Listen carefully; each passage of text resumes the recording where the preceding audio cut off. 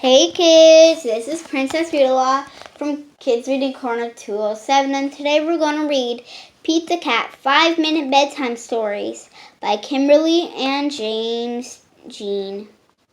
Pete the Cat and the Treasure Map. Pete and Callie were having a sleepover. Hey Dad, said Pete says, how about a groovy bedtime story?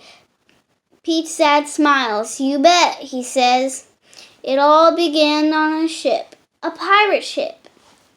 Captain Pete and First Mate Callie were on the trail of the treasures of Secret Island.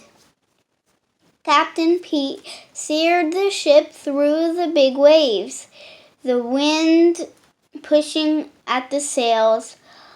Let's go, mateys, Captain Pete said. We'll be there in no time. Suddenly, First Mate Callie spotted something in the water. It was a big green head. What's that? She asked. Just then, the boat began to rock.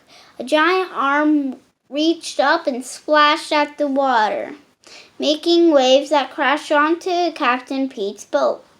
Arr! Yelled the crew. It's a monster! Run for your lives!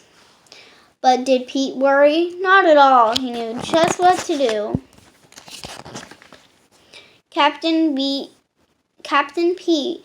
raced below decks. When he came back, he was holding a guitar. That monster isn't trying to hurt us, he said. He's rocking a cool beat. Captain Pete began to rock out on his guitar. Then the monster nodded its head along with the music, then began to splash its arms in time to the music. See, Captain Pete said. He's not a scary sea monster at all. He's an awesome sea drummer. Oh no! First Mate Callie shouted as it started to rain. Look, lightning! There must be a storm coming. Batten down the hatches, Captain Pete shouted. Everyone get ready. This looks like it's going to be a big one. The boat began to rock back and forth. The wind picked up and the waves grew taller and taller. Soon Pete's boat was on top of the waves. Whoa, said Pete as a wave almost knocked over the boat. This is not a groovy storm. Just then, Captain Pete had an idea. Hey there, friends, he called to the sea monster. We needed some help. The monster grabbed the ship and held it up high above the water. The wind continued to slash the boat, but the crew was safe. The waves couldn't topple them as long as they were in the monster's grip. Slowly, the wind died down and the water went back to normal. Hip, hip, hooray! Hip, hip, hooray! Shouted the crew as the monster set them back in the water. Let's hear it for our new pal. Thanks, friend, said Captain Pete.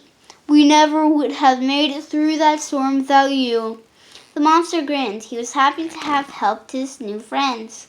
Suddenly, First Mate Callie saw something in the distance. It was Secret Island. Land ho! She shouted. The pirates rushed to look over the side of the boat.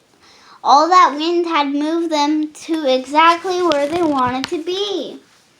On the beach, Captain Pete found his friend Grumpy Toad. He was surrounded by glittery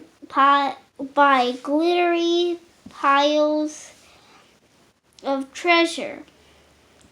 Ahoy, mateys! Called Grumpy Toad. I see you found my treasure map. I wanted to keep all this treasure for myself, but it's no fun if there's no one to share with. Come join me. There's plenty to go around. The crew jumped off the boat and ran to land. Thanks, Grumpy Toad, they shouted, but Captain Pete wasn't happy. He was glad to have found the treasure, but something was missing. This was a celebration that meant music. The pirates loaded all the treasure onto their ship. Then Captain Pete got out his guitar again. "Hey!" Captain Pete shouted. "Where's our drummer?" The sea monster popped his head out of the water and began splashing a beat. "Rock on!" said Captain Pete, matching the monster's pace. "What a cool song!" The crew agreed. Soon they were all dancing to the music. Captain Pete and his crew set sail for home. Dad finished. Their adventure was over, and so's your bedtime story. Time for bed. Pete smiled to himself as he drifted off to sleep. A pirate's life for me. What an adventure that would be. The end. Thanks for listening, and read lots.